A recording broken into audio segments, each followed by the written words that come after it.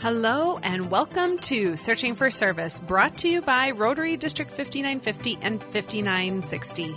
I'm Kelly Kirk. And I'm Joe Kirk. And I'm Chad Larson. We got all three of us today. The three amigas. We, again, always have wonderful guests on. But before we go into the introduction of who our guest is, Joe is going to remind us of our show's purpose. Yeah, the show's purpose is to expose Rotarians and non-Rotarians to service opportunities. And how we do that is have amazing guests on, like Leslie. We're excited to have you on.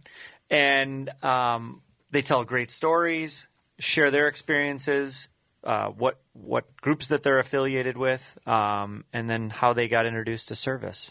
It's always really inspiring for those that are either serving and need a little shot in the arm to get going, or somebody that's looking for service.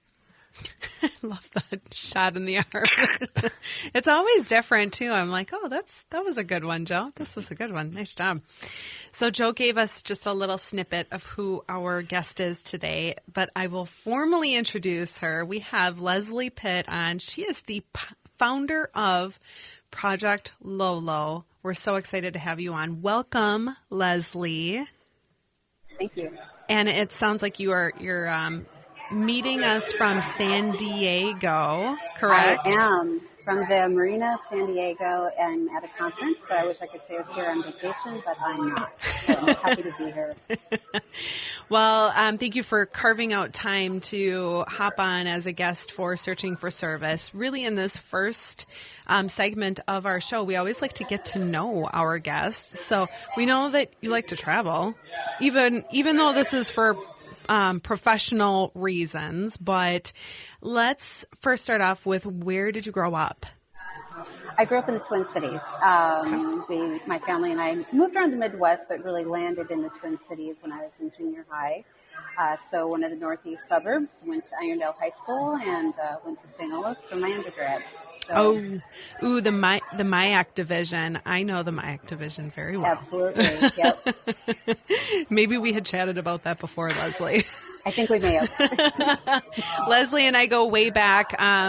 That's story for another day. But and so we have you on as our guest to talk about the foundation that you have, which is Project Lolo. And so can you share with our guests, what is Project Lolo? Project Lolo is a global nonprofit, and our primary mission is to provide access to orthopedic care and devices to kids in developing countries. Our secondary function is to provide access to educational materials such as books or different curricula that focuses on inclusive and diverse education. How we work is we partner with clinics that are in country who serve the children that we ultimately serve. So our first and longest clinical partner is in Ghana, West Africa, and they have been there since 1975, and we were just fortunate to connect with them and really liked the work that we do. We are developing more clinical partnerships, I'm excited to say, in Uganda and secondarily in Kenya. Beautiful. Uganda is a real popular place for Rotary. I can tell you that. We were just talking about that. We've had several guests on that have done service work there in a myriad of different ways, and some of the larger. So it's kind of fun to see that connective tissue between all of those things. Yeah. And so for our listeners, Leslie, are you a Rotarian? I am. I am part of the Minneapolis University Rotary Club. Go ahead. I joined about a year ago, and how and why I joined Rotary is my dad was Rotarian back in the 70s. Okay. And so through the service projects that he and his friends did then, it just really opened my eyes to the greater world and the greater good that we can do in the world. Mm-hmm. Interestingly, when my dad was Rotarian back in the 70s, I don't think women could be Rotary members. That is correct, yeah. Right? And even my parents were in JC's, and so my dad was in JC's and my mom was in Mrs. JC's. So when I was really looking for a network, a club to join, going back to knowing the global scope of the Rotary, the history of Rotary, and what it's done with with polio, and just really the rich history of doing good in the world is really why I was drawn to Rotary, and ultimately I'm glad to be part of it. Well, we're happy to have a fellow Rotarian on. So, and what we're finding too about a lot of Rotarians is that they have passions in many different areas, whether it be just community in itself or a different path, such as the foundation that you have started yourself. So. Yeah, I think that's definitely the common theme, right? And it just seems like you come together as like-minded people who just want to do service projects or service above self. And I think it's just a really great community globally of like-minded thinkers and doers. Do you remember your first service project with Rotary? The first one, and it's only been a year, was just helping out with Feed My Starving Children. Oh, very cool. Yep. So, yeah, right. Another great organization. So, go ahead, Leslie. I was just going to ask. So, when your father was a part of Rotary, did you ever do any service projects alongside him? Absolutely. So we lived in New Ulm, Minnesota at the time. Yeah. And small town, and really was sort of the idyllic growing up situation at that, in the 70s.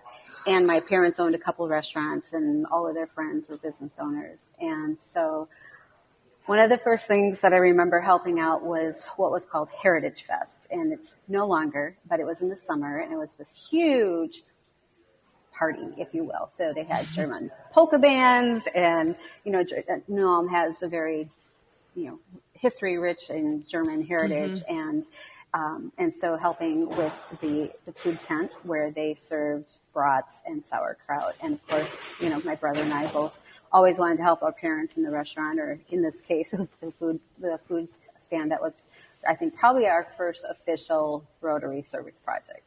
Not sure how much we really did, other than probably got into our parents' ways, but, we thought we were helping. Eat a few brats, have a couple beers. Absolutely. Shell's Beer Breweries down there, so, definitely represented. I'm kidding. So I don't know if I asked you this when we first met, but is your heritage, is your background German? Like, are you German? My dad's side, and then my mom's side of the family is Scandinavian. Okay. I was going to say, there's got to be Norwegian in there somewhere. Yeah. I know. That's the reason I asked. So. Yeah. Yep. Nice. Any questions, guys? What was your journey to starting the nonprofit? Great question. So, Project Lolo was probably years in the making without me really knowing it. So, when I was in college, I wanted to do Peace Corps and really had a desire to go to Africa. And I don't know why, other than it just really seemed like, a different world.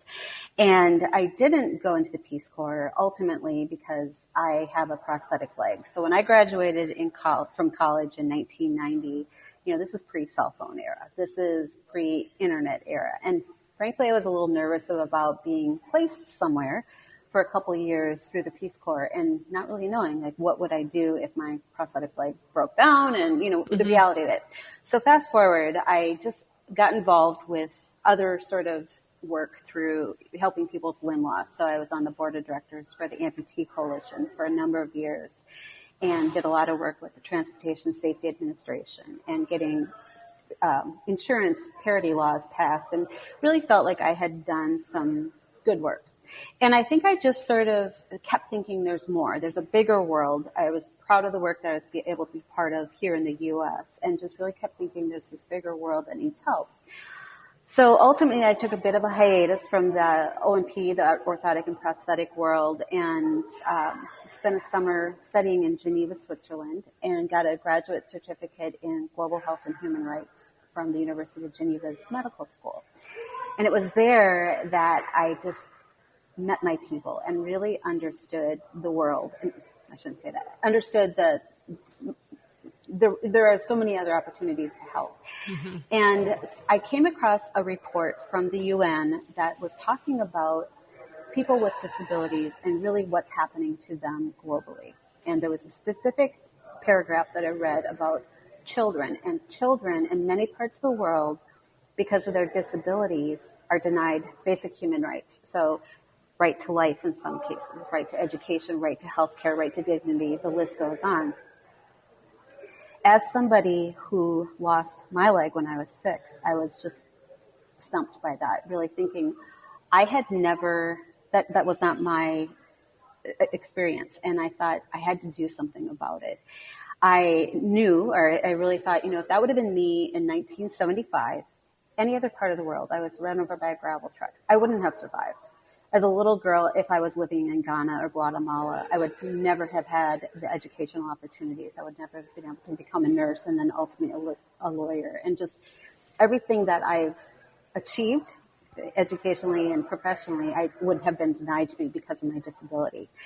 And so I really, after spending the summer in Geneva, thought, I want to partner with Save the Children or UNICEF, or there certainly had to be organizations who were helping children with disabilities, specifically limb loss. And finding that there were none, I just thought, you know what, I'm going to do something about it. And so I'm one of those people who just thinks, build it and they will come. So ultimately, after a trip to Ghana, my brother and I went to sort of do a due diligence and really understand this particular clinic and really to understand the breadth and the gravity of what's happening to children with disabilities, specifically in Ghana. I mean, we just saw a handful of children, but we came back and we said, yeah, this is big. This is bigger than we realized. And we knew that we can't, the thing with doing this sort of work is you can't help everybody as much as we want. And so you help one child at a time.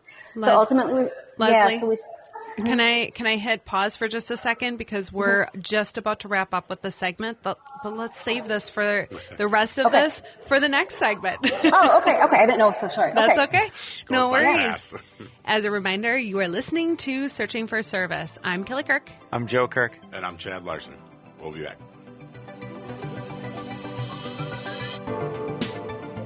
Yeah, we forgot to tell. Rotary is a place for all community-minded people who want to serve their areas with the support of an international organization. Join Rotary to find service. Join Rotary to find inclusion. Join Rotary to find leadership. Join Rotary to find fun. Join Rotary to find friendship. Join Rotary to find a better version of the world. Find a Rotary Club near you at Rotary.org and click on Club Finder. There is a club out there for everyone. Find your fit with Rotary. Rotary.org. For decades, eradicating polio worldwide has been Rotary's cornerstone cause. We are incredibly close to ridding the globe of this virus, but we need everyone's help to get us to the goal. World Polio Day is October 24th. Please consider making a new donation to Polio Plus or increasing your already generous giving. Go to endpolio.org to be a part of this historical eradication of polio. You will help get vaccinations to the most remote parts of our world and help fulfill a promise we made to end polio now. 2 drops and it stops. Hello and welcome back to Searching for Service, brought to you by Rotary District 5950 and 5960. I'm Kelly Kirk. I'm Joe Kirk. And I'm Chad Larson. We are rolling into segment 2 of Searching for Service with our guest, Leslie Pitt. She's the founder of Project Lolo. And we very rudely had to cut her off in the last segment. And so we would... radio. Yeah, we would love for you to continue sharing that segment with us. Yeah, the journey. Yeah. So the journey in starting Project Lolo was really because of my own experience with living with limb loss, which resulted when I was 6.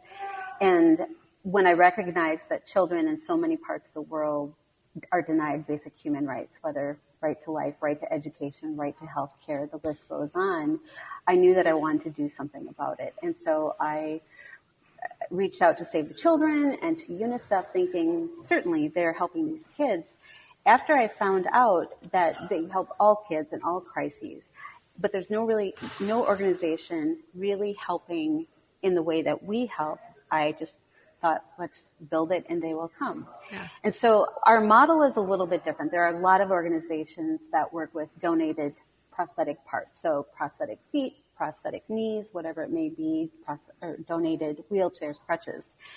And so what's unique about us is that we partner with the clinics that already have the infrastructure. They already have the clinicians. They already have the workshops that can build the prosthetic limbs or the orthotic devices, or can even, in some cases, build crutches out of wood. And so thinking about sustainability was crucial in starting Project Lolo, because I knew as a child myself who grew up with going through multiple prosthetic limbs, anytime I had a growth spurt, like children go through shoes and clothes, so do their needs for their assistive devices. So I really wanted to have that sort of primary foundational structure with that already existing clinic or workshop or whatever it is. And so really our first partner in Ghana, West Africa, does have an extensive workshop where they do build the prosthetic prosthetic limbs for children. The partnerships that we're ultimately looking at in Uganda are a little bit different. The one in Uganda is an orphanage that is finding that they have a lot of children with limb loss because of the work that they do in the sugarcane fields. And they're ultimately losing limbs because they're injured with machetes as they're cutting the sugarcane and ultimately lose their limbs, right? Think about that next time you have your frosted flakes, huh? No kidding. Absolutely. Jesus. Absolutely. Yeah. And so I think that's what makes us unique, is that we have these partnerships, and we here in the U.S. raise the money and then make the donations to the organizations. They ultimately choose which children get fit with a prosthetic limb or the wheelchair or whatever it is. We wanted to sort of be out of that decision making for a lot of reasons. But if somebody says, I'm going to donate $500 for a prosthetic limb, we give it with that earmark, and then they ultimately decide which child gets the money, or even they're able to help several children a lot of times with the donations. That's fabulous. Yeah. Can you share a story that really impacted you? Maybe of a story of Project Lolo's impact, like that really struck you and kind of keeps you going? Yeah. Great question, Joe. When my brother and I first went to Ghana, we had a couple phone calls with the woman who runs the organization before we traveled. And she shared with us a story of a little guy who was 6 months old at the time. And he was born with underdeveloped tibia and fibula in his lower legs. So even though he had legs with flesh and bones, whatever the condition was he had, they would never be functional. Ultimately, for his benefit, he would have to undergo bilateral above-knee amputation so that he could be fit with prosthetic limbs. Unfortunately, in the village where he lived, it was a rural village, a very poor village, where they believe in the practice of spirit children. And this is a common practice, unfortunately, in so many parts of Africa and other parts of the world, where if children are born with some sort of disability, it's perceived that perhaps the child is a witch, or there's some sort of evil force that came in to cause this disability. And a lot of times what happens, and in the case of this child's village, is he was going to be given to a witch doctor who would knowingly brew a tea of poisonous herbs, give it to the baby. If the baby survived, then the disability wasn't because of evil spirits. If the baby died, then ultimately there was some sort of evil force. His mother, of course, fearing for the life of her baby and herself, fled and ultimately ended up at the clinic that we work with in Ghana. And when I first was talking to the woman who runs the orthopedic training center, she told me about Kobe and the story, and really about this concept called spirit children. And he, after we met him, there's a photo of me holding a baby, and that's him at about 6 months old. About 6 months after we were there, he underwent bilateral amputation above knee of both limbs. He was the first child who Project Lolo was able to help. So his very first limbs, and I'm sorry, I get goosebumps, but his first walking limbs were provided with the funds that we were able to donate. Wow. And then to see photos of him and video of him just being a little guy, and he's now 6 years old, and seeing him running and playing and the smile on his face, and just the thought that if we could change just one child's life, then we've done it all. If Project Lolo were to end today, just knowing that we helped him is enough, right? And it's just, I think when I really think about how easy it is to help, and easy in terms of the money, it costs about $500 US for one prosthetic limb for a child in with our clinical partner in Ghana, it's mind-boggling. And really, right. And not to minimize, but when I first heard the number, I'm like, oh my gosh, like any given weekend, I probably spend that much at Target and running, Trader Joe's. And, of course, it's apples and orangutans. They're not even two related items. But when you think about the value, the amount of money that it costs to change a child's life, it was just humbling. And so that is what I absolutely compels me to keep giving and going and realizing if we can just help children literally get out of the village, get out of their homes, whatever it is that constricts them because of not having limbs or not having a wheelchair, and they can get to school, they can get somewhere, their life is changed. And so I think that, I think about him, I have his picture on my laptop, I have a photo in my office, and just seeing him and the other kids, it just continually propels me to keep doing more and to really grow Project Lolo into what I believe will be. Wow. Oh my goodness. Yeah. I have a hard time not getting emotional thinking about that. And Leslie, you know that Joe and I have a 6, almost 7-month-old. And so the fact that you shared that, and it was a child that was right at the same age as Maddie. I'm sorry to get a little personal, but it hits home, right? It really home. Does. And then you find out the cost comparison too of like how much it costs here in the United States. And that the currency exchange there, if you will, it's like, you're right. It's mind boggling to use your words. Well, and it was so wonderful hearing your story because now I understand the connections between things. Cause like I was reading a little bit about the group and I'm like, I wonder what the connection is here. And, sharing your personal story, I'm like, oh, well, that makes complete sense. Yes, exactly. So, and I don't share it a lot. I mean, and I think about that because it's not about me, right? Mm-hmm. I mean, it's not about me, but yet I know the walk. I've walked the walk. I've talked the talk. I don't know what it's like a child to live with a disability in Guatemala or Ghana or any other part of the world. But I do know what it's like to be that child who's just wants to be seen for being a child and not being disabled or an amputee or whatever labels are put upon us. And, as I talk more about Project Lolo and moving forward, I feel like it's not selfish because I was given the gift. I mean, to me, I feel like everything that I've experienced because of losing a limb has never been disabling, right? I mean, there's been so many experiences. I would never have started Project Lolo. I would never be here talking to you had I not lost my leg. Mm-hmm. And so I don't think it's selfish if I'm able to share that story, and that's the reason why I pay it forward. Well, it's a unique gift to be able to be a conduit between the two, like between us who have no idea. We don't have any idea what it's like. And then say kids in Ghana that are dealing with it. I mean, you have a very unique perspective where you've kind of tiptoed in both camps, and in the way that you articulate it, it's phenomenal. I mean, your story is incredible. You should tell your story more often because it's really inspiring. Thank you.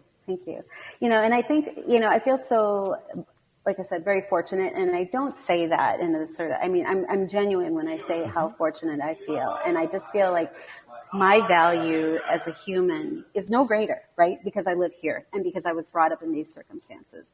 And how selfish would it be for me to just say, oh, I have this great life in the U.S. and I've never been denied prosthetics or anything like that because of my disability. That it just doesn't bode well with me. And so I'm just one of these people who believes that, one good act just begets a billion good acts. And so all I can say is I just often think about how lucky I am that I survived my accident, how lucky I was to have the family who raised me and really always said, go, just do whatever it is.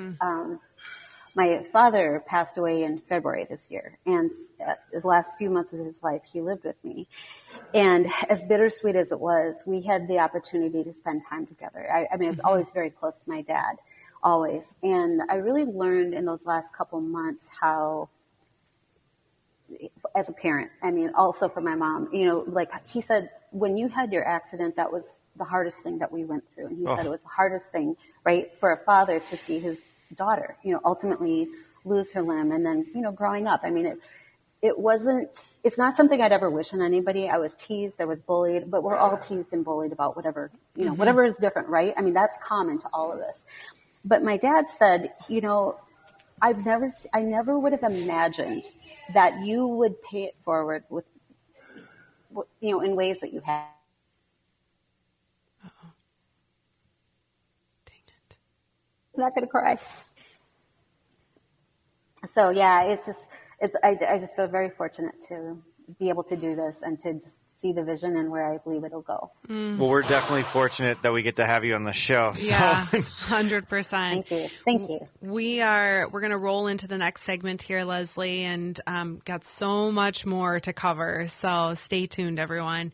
As a reminder, you are listening to Searching for Service. I'm Kelly Kirk. I'm Joe Kirk. And I'm Chad Larson. We'll be back.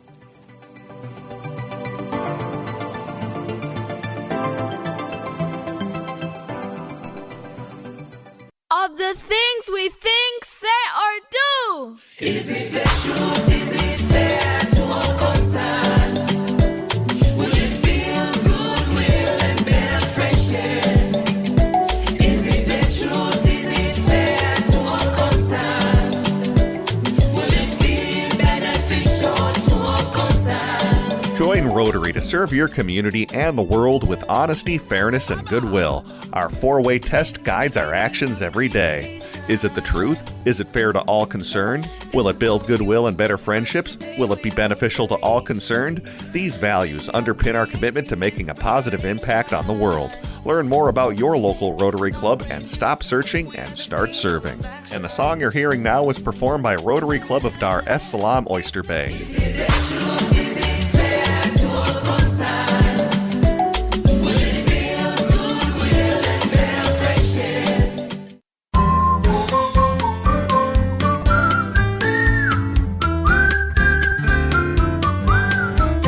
Is it the truth? Is it fair to all concerned? Will it build goodwill and better friendships?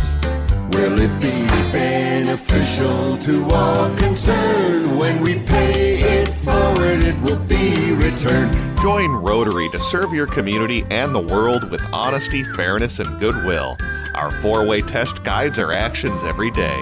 Is it the truth? Is it fair to all concerned? Will it build goodwill and better friendships? Will it be beneficial to all concerned? These values underpin our commitment to making a positive impact on the world. Learn more about your local Rotary Club and stop searching and start serving. And the song you're hearing right now was performed by the Rotary Club of Saskatoon, Natuna in Canada. When we pay it forward, it will be returned.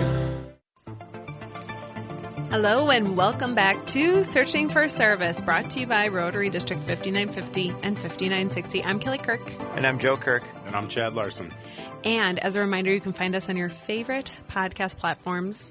And you can find us by looking us up by searching for Service. I just always want to say it that way. Oh, man, it's like programmed. It's so bad. And what else, Chad? You can also find us on YouTube at Searching for Service. Give us some 5-star reviews, I too. would love likes, 5 stars, and sharing. Especially on this part of the podcast. Let's highlight this one. We have really zero fun on notch. this podcast, by the way. Zero fun. All right, I'm going to pass it over to you, Joe. Yeah, Leslie, I think something really fun to talk about is how people can get involved in Project Lolo, because I think that's something that, it's so easy to get inspired by your story, especially if anybody's been, uniquely impacted the way that you have. That inspires them, right? And it inspires me too. So how do people get involved? I think people can get involved by visiting our website, liking us on social media, just following our stories, following the stories of children that we are ultimately going to start sharing. Certainly donations help. I sort of am not a great fundraiser and, a nonprofit founder, because it's not, although I want to be able to help more kids, I also want people to come at it holistically and genuinely. And so Sure. so I feel like if people understand the stories behind the children and the realities of what these children are facing, maybe it has a different dimension of giving.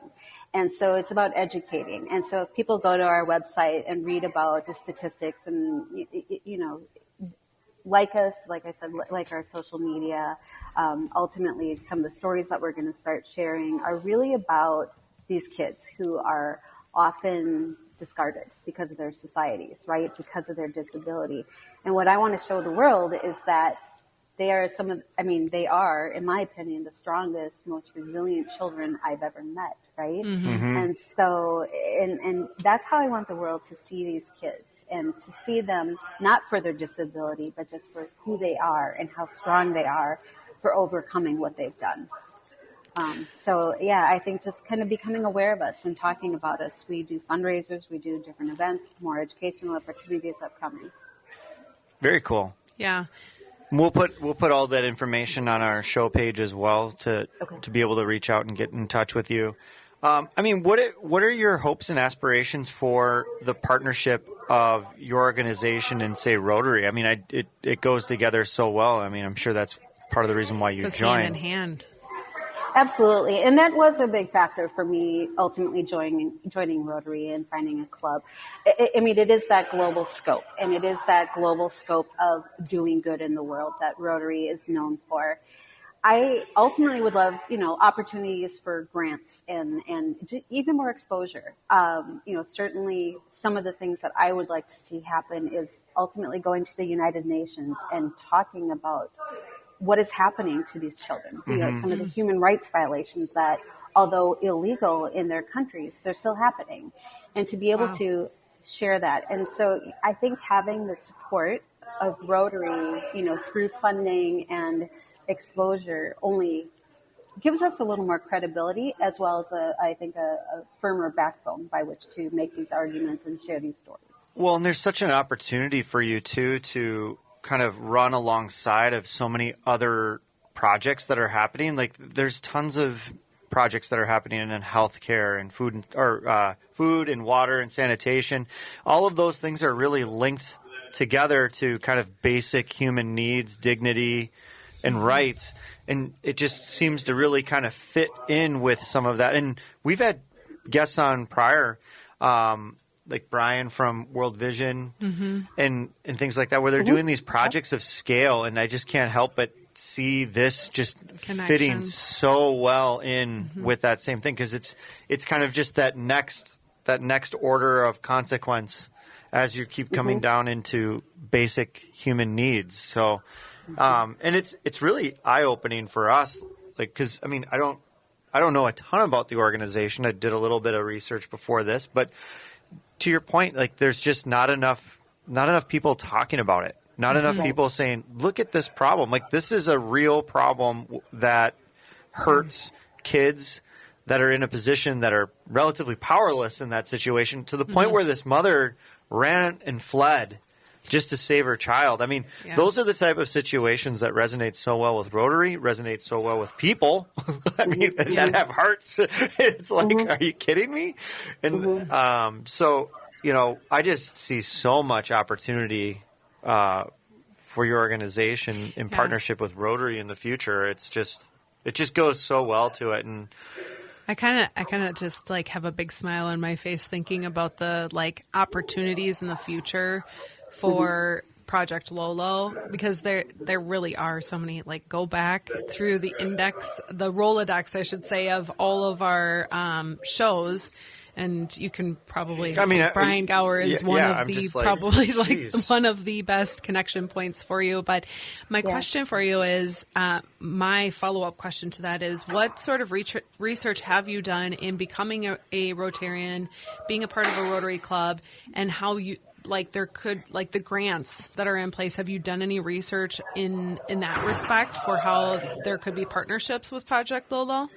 That's a great question. Definitely. I've started looking into the different global grants and then just how the grant donation system works, and sort of, for lack of a better term, the rules of engagement. I don't know.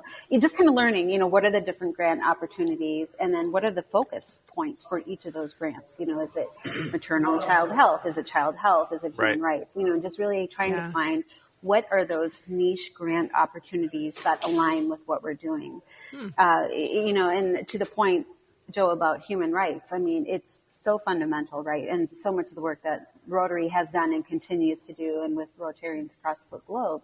And there's a synergy. I mean, even though we're serving kids, with this capacity, there's no reason that we can't partner with another organization. I mean, the need is so great, right? Mm-hmm. Like somebody once told me early on that you can never do more good in the world. Like there's always the opportunity to do more good. And by partnering with other organizations or whatever it may be, it just magnifies the work that you do individually and collectively. Yeah.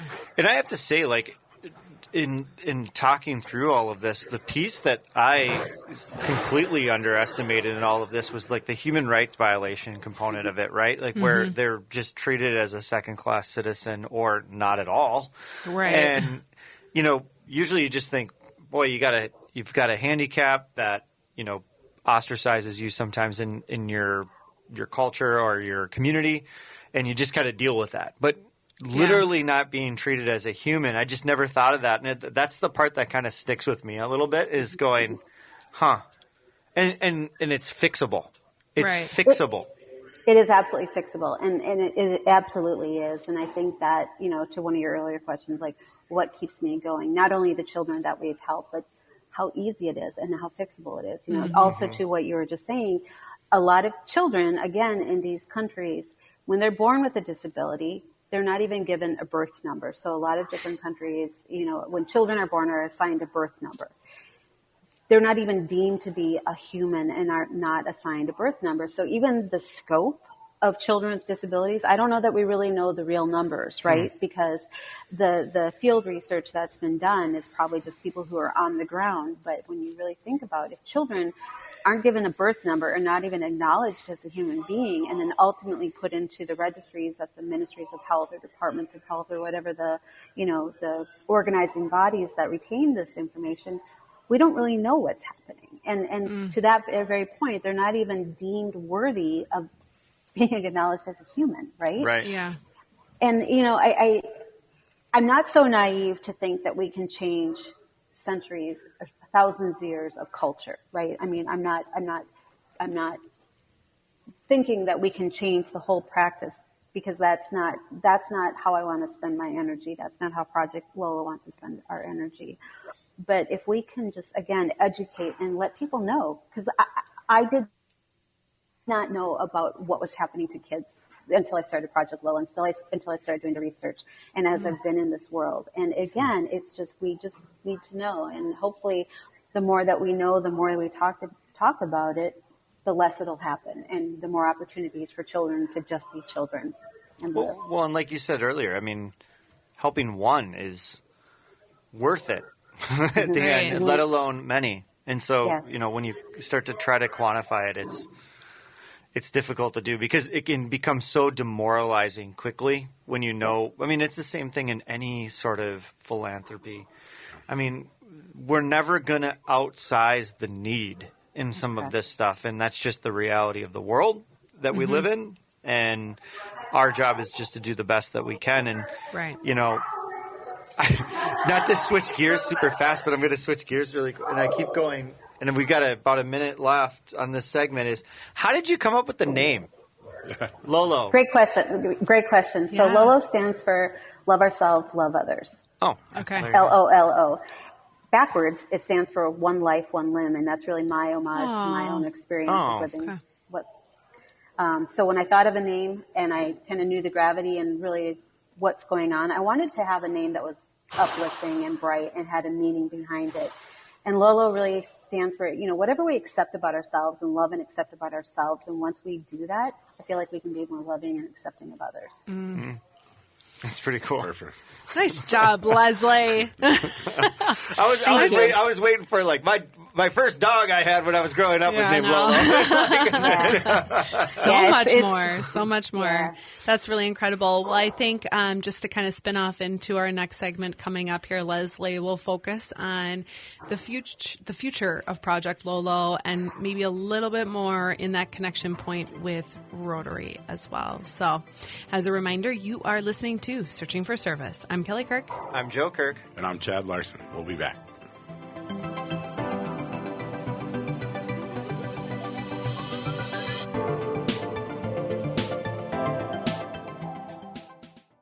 Are you ready to make a difference in your community? Rotary is a great place to get involved in your community and meet passionate groups of people, as well as individuals dedicated to service and fellowship. At Rotary, we believe in the power of teamwork to bring positive change. As a member, you will have the opportunity to participate in exciting projects that address local and global challenges.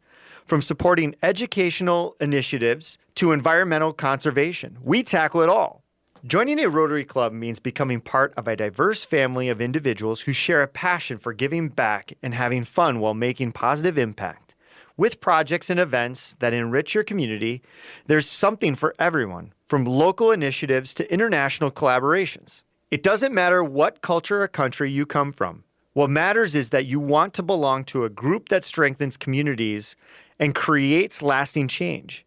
There's a place for everyone at Rotary, regardless of age or background. Learn more by searching for a Rotary Club in your community and visiting. Together, let's make a difference. Rotary, people of action. Hello, and welcome back to Searching for Service, brought to you by Rotary District 5950 and 5960. I'm Kelly Kirk. I'm Joe Kirk. And I'm Chad Larson. As a reminder, you can find us on your favorite podcast platforms and Look us up by inputting Searching for Service. gosh, I'm fired from this. it's literally. But you written say right there. you can find us, so then I would have to say, look, you can find us again. So that's what trips me up. So Okay. I'm fired. I'm just going to fire myself. I'm going to do it. You're going to have to take it over, Oh Kelly. my gosh, I'm going to. Just type in Searching for Service wherever you're getting your podcasts. Or on YouTube. There it is. 100% Done. better. Look at that. There we go. Wow. Okay, so if Blind you're, squirrel finds a nut every once in a while. if you're tuning in for the first time, we have, which is sad because we're now in our last segment here. Disappointing if you're listening for the first time. Hey, you never know what people are doing. It's Well, okay. Whatever. So we have Leslie Pitt, who is the founder of Project Lolo, on. And in this last segment for our Searching for Service show, we're going to talk about the future of Project Lolo and how you see it right now, Leslie. And that obviously could change. But Or I have a question, too, is how has it evolved already? Because has it been 5 years or 6 years you've been doing this? Mm-hmm. Yeah, we've been around for 5 years. Certainly took a break during the pandemic, like the whole world stood still, right? Mm-hmm. But it also, that pause gave us opportunity to really reflect on where we want to go and strategize. And now that everybody, starting to kind of reemerge, there's like a new energy too. And it's, I feel very more focused really on how I want to see it go and where we're going to go with it.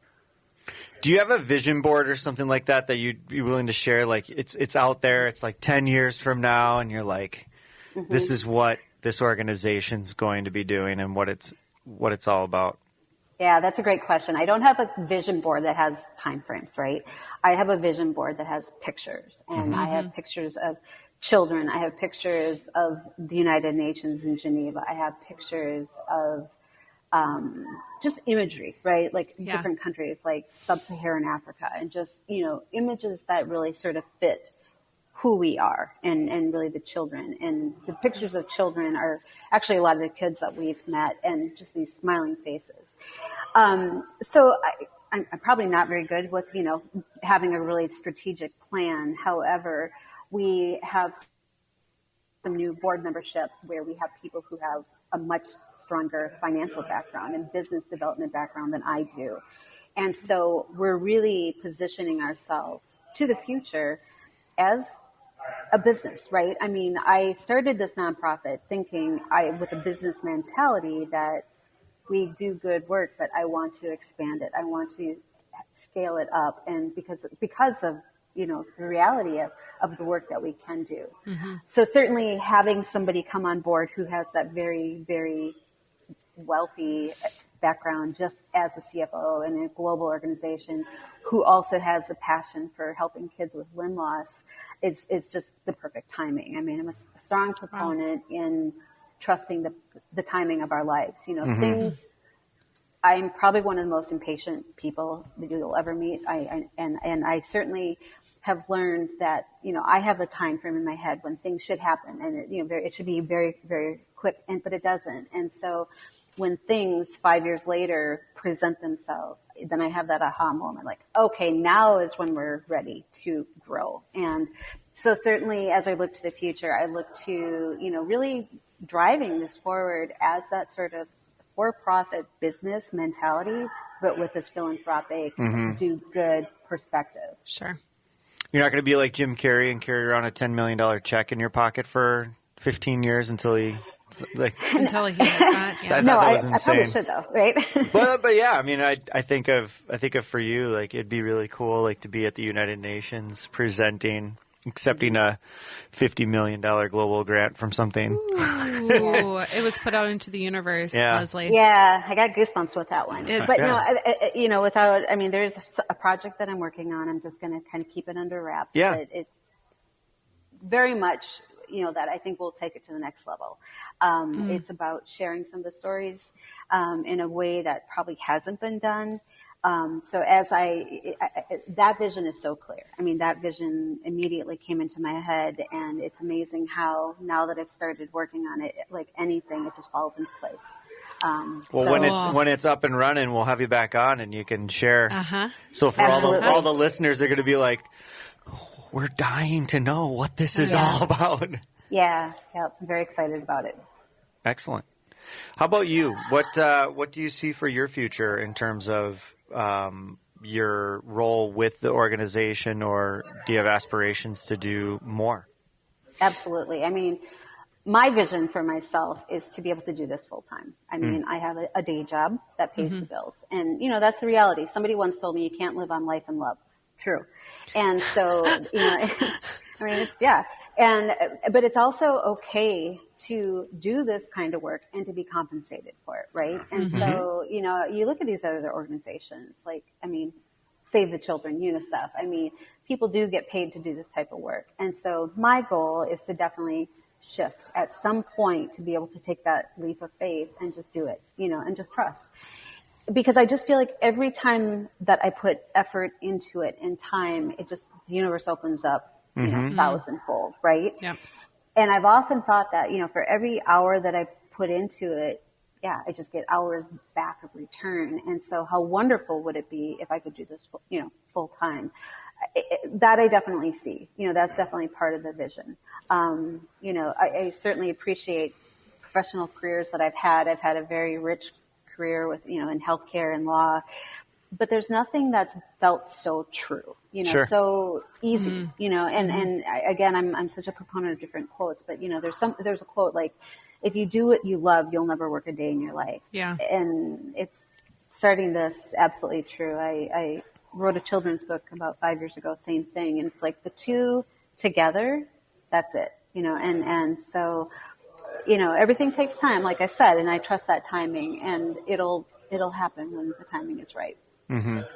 I do think that, you mentioned that you don't love telling your story sometimes, or that you don't. I would challenge you from the rooftops to do exactly the opposite, because I think your story is really amazing, and it's shaped you and shaped why you do what you do, and it helps people. Like, I couldn't fully understand what the organization was about and like your connection until you shared that story. And the moment you shared the story, I'm like, oh, well, duh.